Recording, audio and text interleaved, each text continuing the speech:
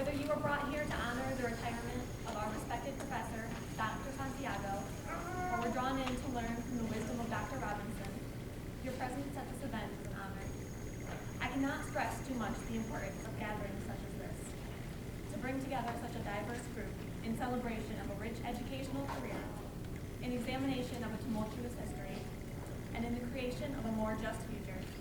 It is those of us who care, who think, who live passionately, those of us who come together for collective action, who will shape the future direction of history.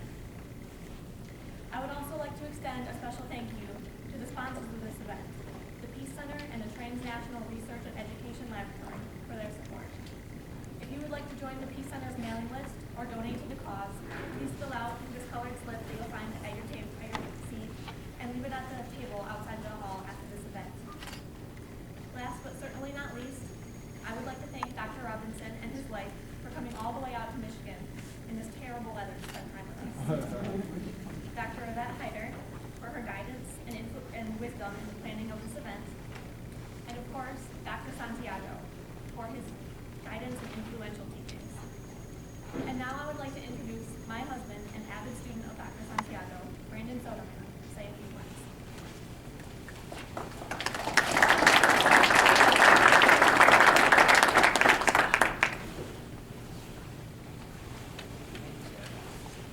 Hello, comrades. I want to thank everyone for making it today, especially Dr. Robinson and his wife, Elizabeth, who traveled all the way to California. Before we begin, I've been given the privilege of sharing the background of how and why the symposium came to be. Besides the obvious educational benefits, this past September, I had the unfortunate experience of learning that one of my main mentors, my colleague and friend, Dr. Santiago-Valles, was retiring in December. His wife, Dr. Heider, knowing the strength of our relationship and the impact that his teachings have had on me, asked if there was anything special that I wanted to do for Dr. Santiago to express my gratitude. My first response was that I wanted to do so by living a life that demonstrates that his teachings had made a difference in my character. However, this can't be given as a gift. So I concluded that it needed to be an event about his teachings, organized by those who had been touched by his teachings. At this point, the question of the gift was who should be the guest speaker. I asked myself who I would want as a guest speaker at my retirement party.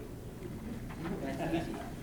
One of two mentors that have had a substantial impact on my studies, Dr. Santiago being one of the two.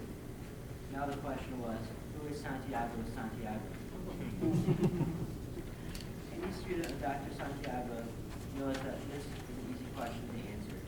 There comes a point in his classes when he teaches from Dr. Robinson's book, Black Marxism. He always makes a point to express his respect for Dr. Robinson's work by insisting that he can teach from this book without notice in his sleep. Then he proceeds to share that Dr. Robinson was among the examining committee at his doctoral defense. He proudly shares that Dr. Robinson began the hearing by telling him that the hearing would be a conversation just between the two of them, declaring to the committee that they were the only two in the room qualified to discuss his doctoral work. It seems fitting that Dr. Robinson would be here at the beginning and at the end of Dr. Santiago's career. Before we begin, I would ask that everyone think of a question for Dr. Robinson. That way the questioning doesn't become another conversation between Dr. Robinson and Dr. Santiago, as the doctor of defense was. And now I'd like to introduce Dr. Yusuf Robertson, who would like to read a poem that she wrote for Dr. Santiago.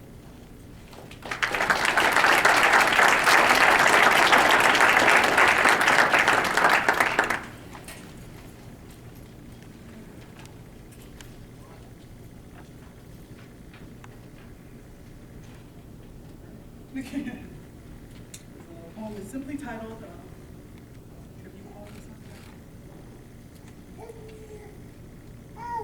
It was once said in a movie that your eyes deceive you. Your eyes deceive you, simply because they lead you down roads known and traveled, to places depleted of happiness and filled with imitation joy, and this I was not aware of. bitten by the bug called the American dream, the side effects being a false sense of mobilization, love for a hate-filled nation, no understanding of my history and who I am, a loving of my enemies in a so-called free land. But through chance and circumstance, I met a man who was the truth in a place full of lies. For it was said by France Fanon, the fella, the starving native, do not lay claim to the truth. They do not say that they represent the truth, for they are the truth. And the truth I found in pages of books beyond the confines of my mind, in the dim future exposed through lecture after lecture, I was able to heal from the wounds of the American dream and dream up in America. An America that didn't share the name with a clever thief who claimed his stolen goods were new goods for no good people, who saw people for what they could give. He broke the simple rule.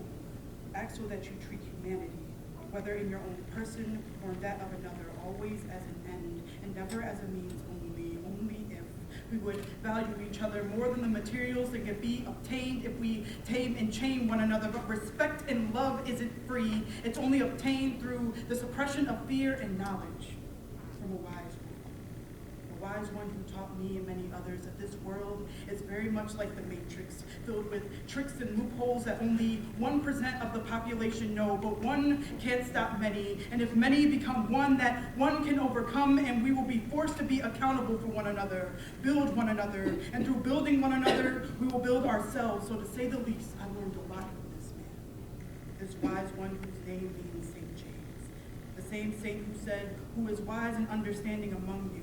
By his good life, let him show his works in the meekness of wisdom. And your wisdom is shown in the eyes of us all, where you have bestowed a great gift of that being the truth. So thank you. Thank you for opening my/our eyes in hopes that we may build a better America and find one, if not a few, to give the truth to, if for no other reason